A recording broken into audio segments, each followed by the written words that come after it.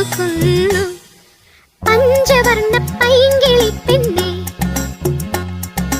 ഇന്നെനിക്കൊരു ദൂത് പോകാമോ?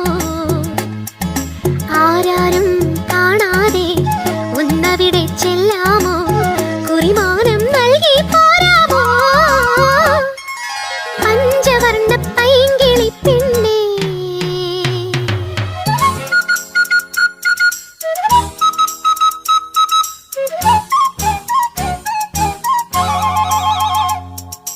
എന്റെ ഉള്ളിൽ കണ്ടതെല്ലാം പറയാനില്ല.